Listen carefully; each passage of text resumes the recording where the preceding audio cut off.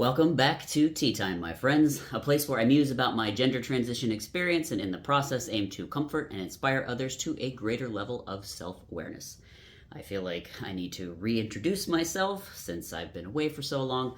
I am Artemis, and as of the release of this video, I am going on 2 years since I've uploaded to this channel. And let me tell you, this absence has eaten away at me this entire time. I had posted a community message some time ago alluding to the cause being health related, and it has taken me all this while not only to fully realize the scope of what I was dealing with, but actually get a grip on that while I was dealing with life's necessities, essentially. While I've been working on scripts and series for the channel on this health sabbatical, it was actually a video recently released by Williamson, a prominent YouTuber for the channel Modern Wisdom, that prompted me back for the moment to chime in on the topic. One, I believe, that is extremely important and relevant to so many of us. And after watching his video, it seems Chris and I are strangely going through a very similar series of medical maladies. And I'm going to detail some of them in this video, but I'm also going to offer something different than Chris. And while I believe his vlogging documentary is very valuable to share for others going through a similar experience, he didn't lend any insight into what could help the average person work through this kind of health breakdown. Instead, it was more about how this complex health dysfunction has affected him and his struggle as he's been living up to this point, which is with these health problems still yet unresolved for him. Now, certainly, I have grace for that stage of the experience, and I know that it's hard to see outside of the fog and misery of your mind and body in the beginning and middle of a medical mystery malady. Chris also mentions that he doesn't know how someone of lesser means would even begin to address a similar situation, so since I've been trudging through these same swamps for some time now, and I think I currently qualify as someone of lesser means, I felt I could add some further resources for both the mental and physical aspects to those in my same shoes. So, if these struggles I'm about to discuss sound familiar to you, please stick around to the end of the video. For anyone who hasn't seen Chris's vlog, I'll link it in the description box below, but the TLDR is that he's a type A persona who did the hustle and grind to build a large YouTube channel only to hit a health wall post mid-30s with crippling complex symptoms that even all of his resources have yet to fully resolve. Brain fog so severe that at one point he forgot how to tie his shoes, exhaustion that had him sleeping whenever insomnia loosened its grip, depression, digestive dysfunction, and Herxheimer reactions simply from being in his own home, later discovered to be riddled with mold, an increasingly common scenario for the average person. I nodded in recognition through most of the documentary that he had filmed over the last 18 months as he trudged through overwhelming information, treatments, and lack of concise answers, and lack of results. So many diagnoses that I too had come to conclude of my own situation: brain fog, mold exposure, candida fungus overgrowth, SIBO gut dysbiosis, adrenal fatigue, liver overload, and for me, an additional key dysfunction that I'll dig into greater detail shortly.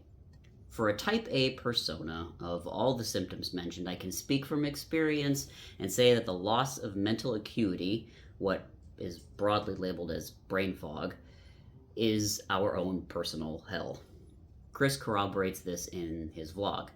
Struggling to access vocabulary that was once so diverse and quick, losing a string of thoughts that connected topics for rich insight, even being unable to hold attention long enough to get through a few sentences of an article or write a paragraph without committing the sin of repeating overused words were all experiences that we had in common. Hell, forget presenting videos intelligently.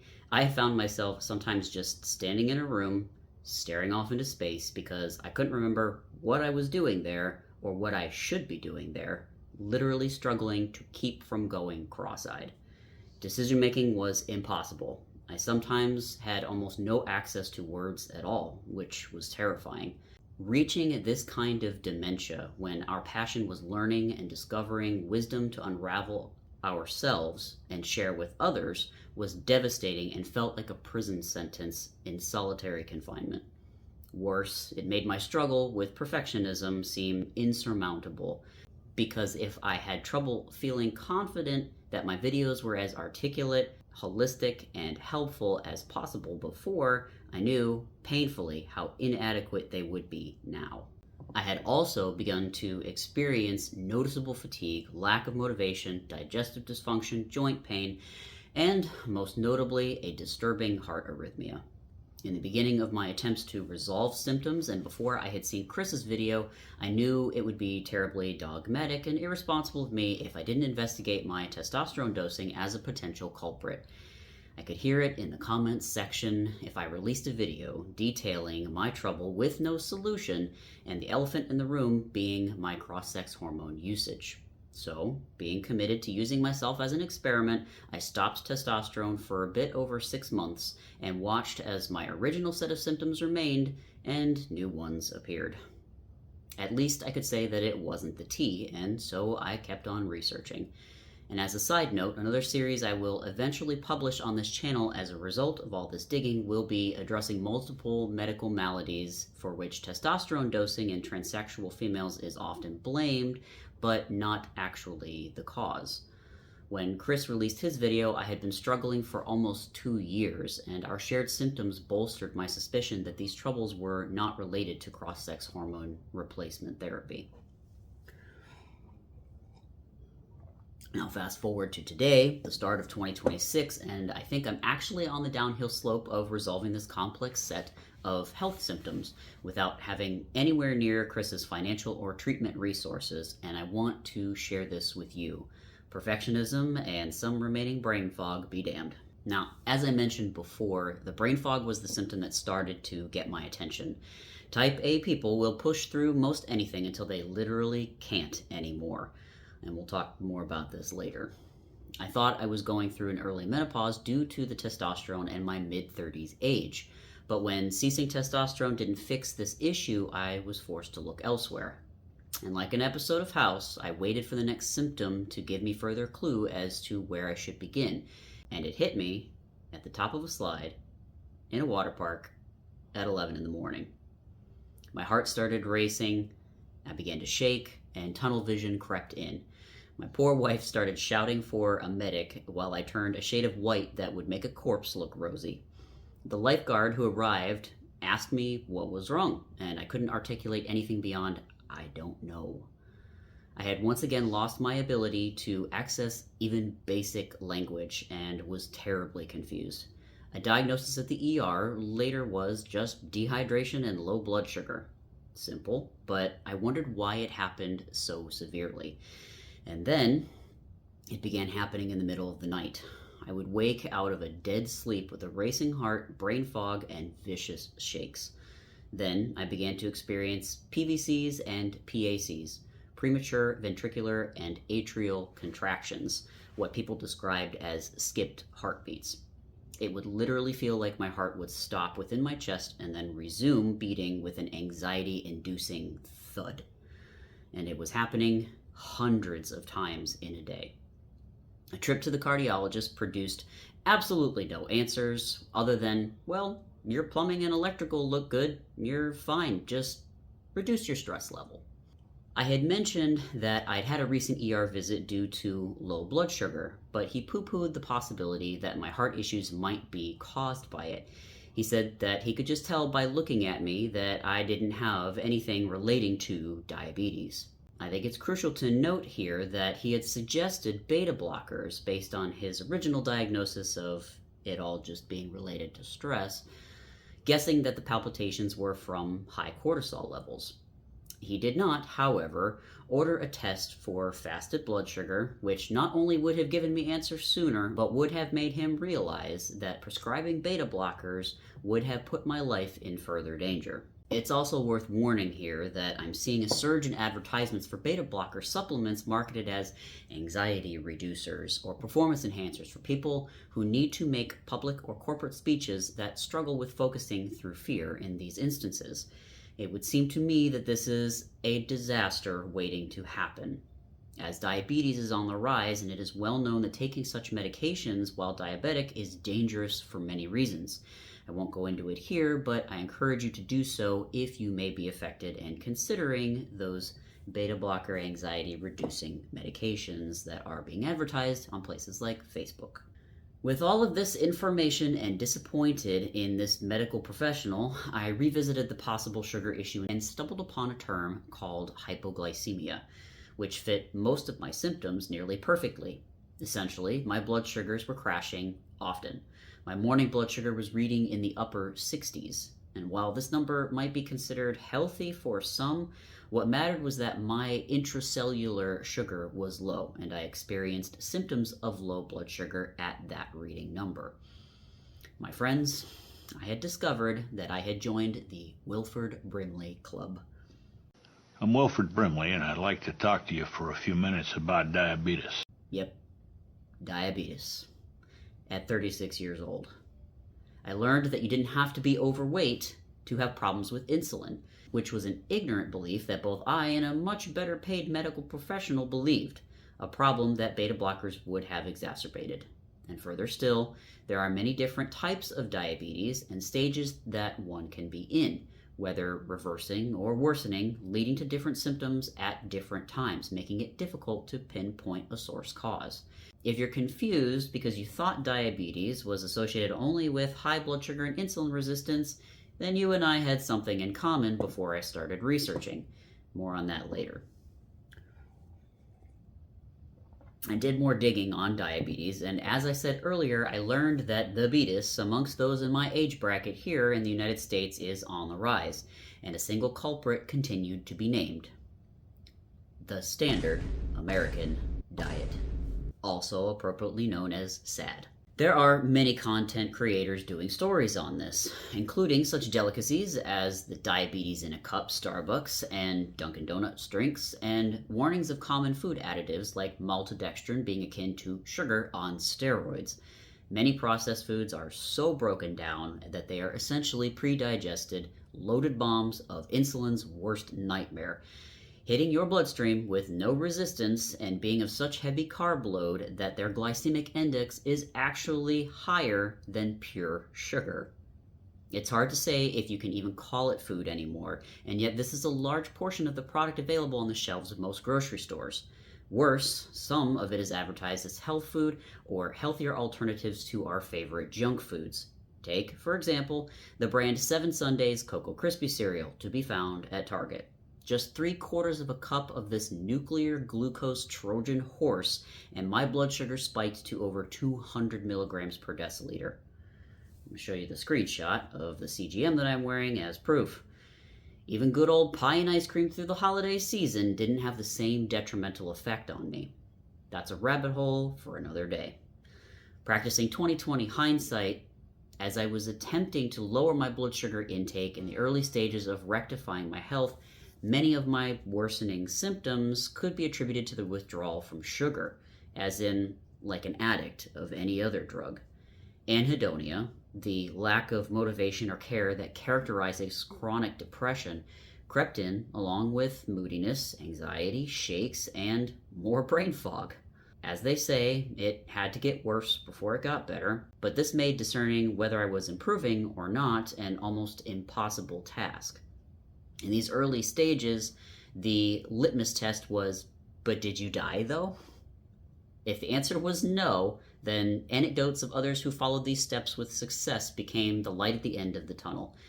For anyone underestimating a possible sugar addiction, please don't.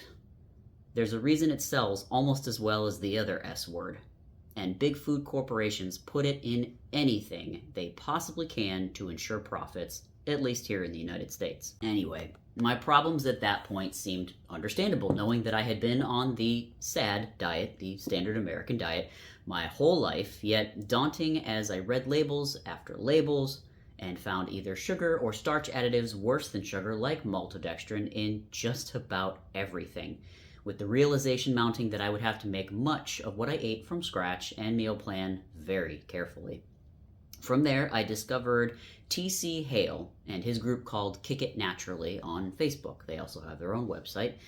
In comedic and simple detail, he provides a free book, which is a link in the description below, that I found to be a priceless resource in understanding one of, if not the most, foundational principles in health, which is digestion.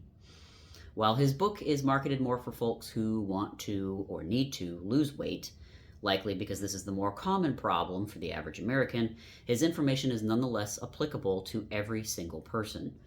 It was here that I discovered my sugar crashes were likely being caused by a lifetime of high carb and high sugar consumption, aka abuse, and as I tried to clean up my diet, my system was still used to releasing whopping amounts of insulin to counteract my poor choices, thus leading to insulin hypersensitivity rather than insulin resistance or insensitivity. In addition, thanks to T.C. Hale, I learned that the body uses electrolytes to help buffer the blood when someone is having issues with maintaining level blood sugar, for whatever reason. I had deduced that since the heart is a muscle that relies on these electrolytes to work properly, it may struggle when electrolytes are being pulled to balance the pH of blood under those conditions.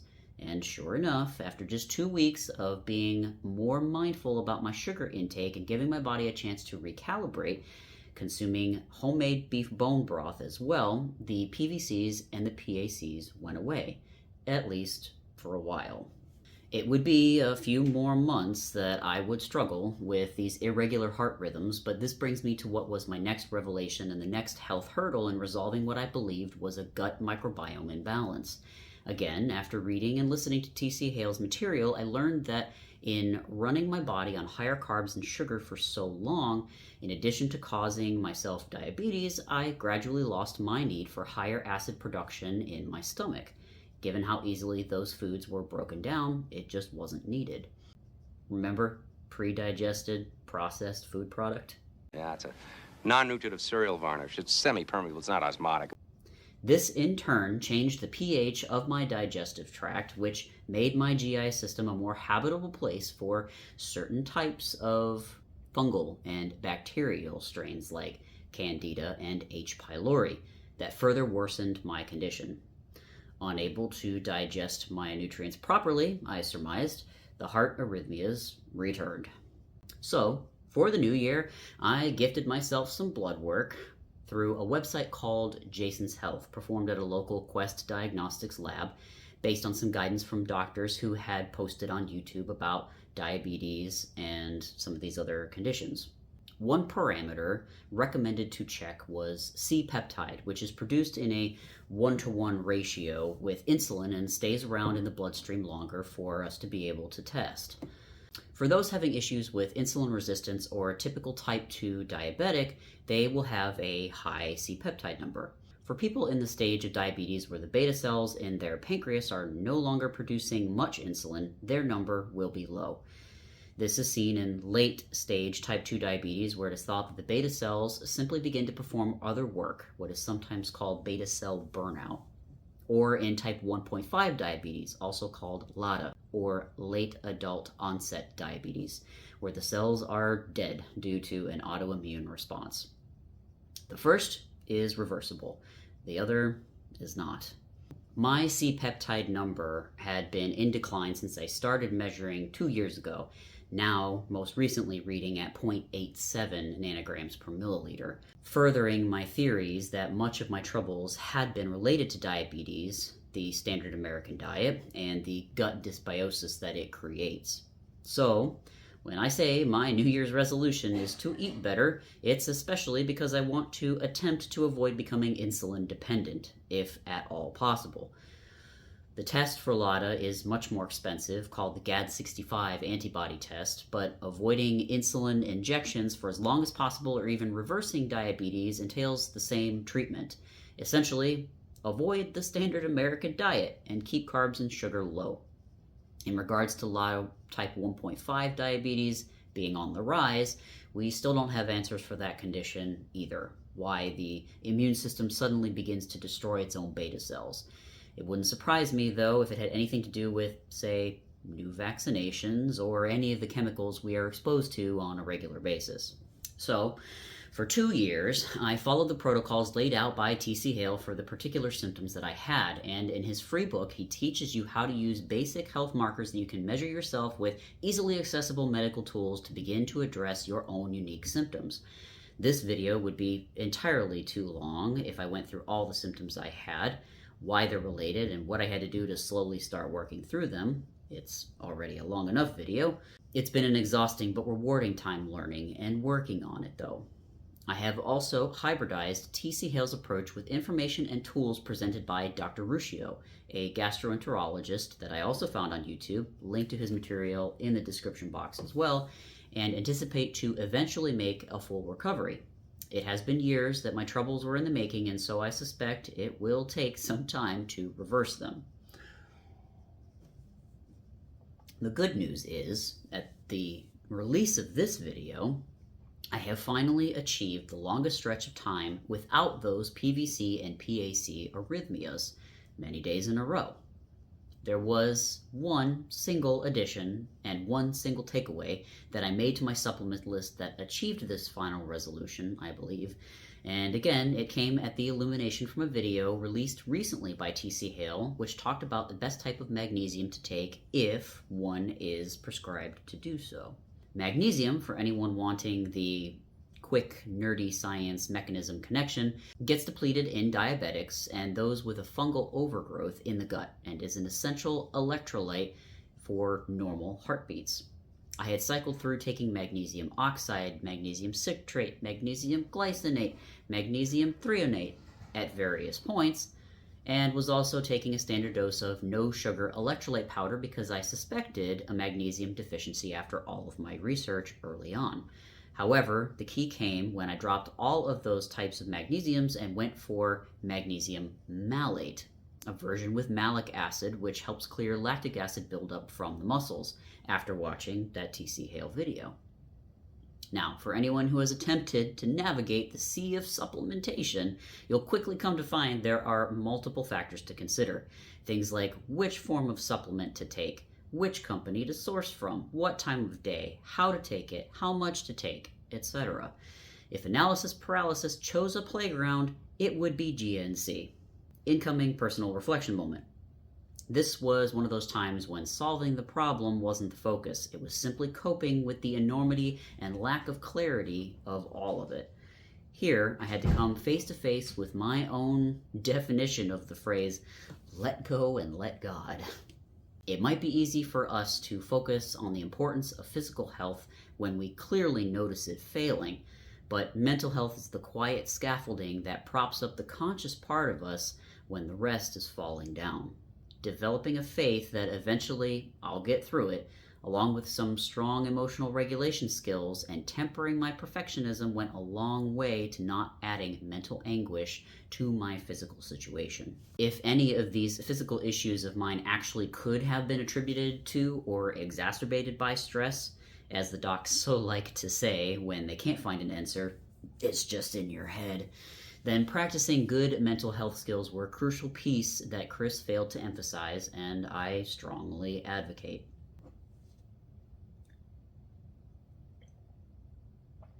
If you've made it this far into the video, you'll have realized that this entire resolution process has been nothing short of a work-study job equivalent many, many months in the making.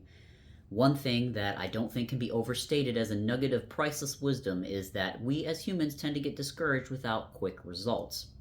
Chris mentions in his vlog that he believes all of his symptoms are coming from one serial killer root cause, but I think there are two problems with his approach. The first is that I think this constellation of symptoms that I, Chris, and I'd venture to guess many other people have is more like the beach ball-sized knotted Christmas lights from the movie Christmas Vacation. Come on, unravel these. You have to check every bulb. Whoops, got a little knot here. Work on that. In the West, we still tend to think that symptoms are individual problems that can be treated in isolation, when this is often not the case. As you attempt to correct one thing, another will be affected because it's a system attempting constant balance and calibration. It's trying to achieve homeostasis. There may have been one triggering event, but Go back and try to find that one thing and address it in isolation, and this will likely cause uncomfortable or even dangerous problems elsewhere in the body. Furthermore, your system seeking homeostasis like a missile does not have an ego. It is unbiased in its quest for said homeostasis, and it has a strict hierarchy of things that it must prioritize, because its goal is just to keep you, the ego, alive. It doesn't care if you're nauseous, have low energy, foggy-brained, stuck on the toilet often, or depressed, if that means that at least all of your vitals are operating. Which brings me to my second point. Looking for a serial killer in this health crisis to conquer may not be so helpful in recovery. I changed my gut's microbiome by consistently eating a certain way, and my body adapted to the fuel source as best it could. Those nanocritters in my guts are just doing their thing to survive with what they're given. Certain environmental agents, like mold for example, interact with other components of my body, while this consciousness that I call me is observing and feeling the chaotic, uncomfortable consequences. Seeing this as a hunt for a single serial killer to extinguish leads one to think that they are one final boss fight away from resolution, while coloring the whole experience as a violent and negative struggle and setting themselves up for disappointment when the silver bullet doesn't cure them.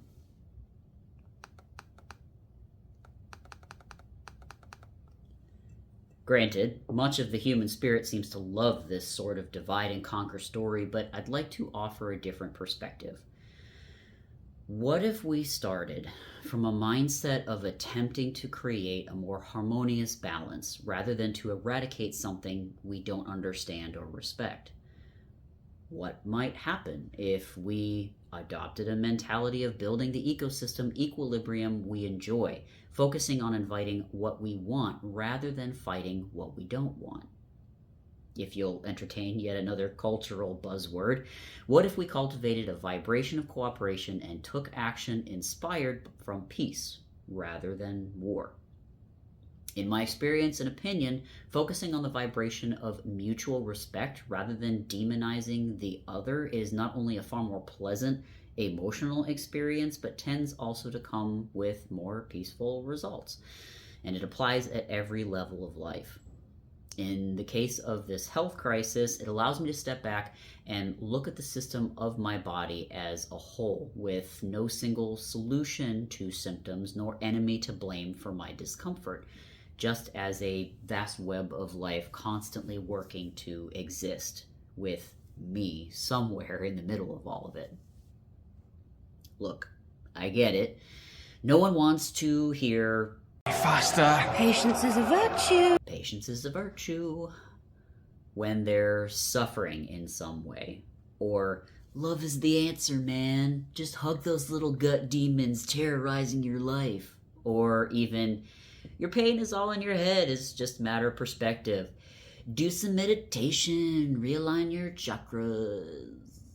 Humans have used the trope of triumph over struggle so many times as a motivational fuel that it's a veritable cocaine adjacent drug and a high profit storyline for media as a result. However, I can say these things from my personal experience. 1. Shifting my perspective to one of understanding and appreciation for all of the moving parts involved hasn't made the physical discomfort any less, but it absolutely has alleviated the emotional distress of believing I am fighting something, wondering when it will be won, and replaced it with peaceful negotiation. As a result, I'm not suffering twice. I realize many people think they are at the mercy of their feelings and cannot choose how they see a situation, but I can safely say that when you actually make effort to think about it, you can also change how you feel. This is a common mechanism used in cognitive behavioral therapy, CBT, where thoughts and beliefs precede emotions and actions. I don't think it can ever be overstated just how important a good toolbox of mental health skills is when dealing with most of life, as I've already mentioned at least once. 2.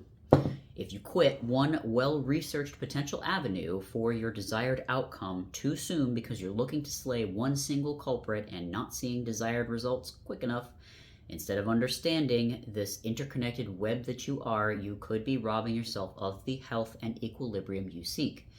This, I aim particularly at us type A'ers, people who want the problem discovered today to have been solved yesterday. 3, we in this group have a tendency to believe that if we just push harder, the problem will get solved faster. And in the case of creating a new world, as they say, Rome wasn't built in a day, and gently guiding your body and all of its inhabitants towards a new homeostatic set point won't happen that quickly either. Shifting my perspective to see my body like the city of Rome, at minimum, has helped me relax while I create the health I want, calming the anxiety of wondering when I'll be better and finding an appreciation for all those moving parts. And yes, I think about Rome regularly. Lastly, I would be remiss if I didn't mention the balancing voice of reason that is my wife. If left to my own devices, I would have definitely run myself into the ground doing the hustle and grind that large, successful YouTube channel creators are known for, burning the candle at both ends and taking misplaced pride in pushing their bodies past the point where it warned them to stop and rest. Chris talks about this mentality openly. This is what I would call a common toxic masculine trait, and one that comes from unexamined and unbalanced priorities. I say the following without judgment and to call myself out. Rather than keeping health above all else, this persona type values achievement because at their core, it matters more to make a mark and impress or serve others than to be around long enough to enjoy it. And self-sacrifice also comes with a hefty cultural reward. A period of sickness, in my opinion, can often be the body's way of forcing a rest and a redress of those priorities. And I'll be the first to admit that I had this breakdown coming for a long time with the way that I pushed myself. I'm grateful to have someone in my life keeping tabs on this tendency that I have, but I would not recommend relying on your partner entirely, if you have someone, to correct your imbalances for the long term. Instead of burning out a partner and yourself, I've come to see it as wise to examine one's own priorities and monitor those to the best of your ability. And having a partner equal in this way to catch what you genuinely miss is truly a blessed perk.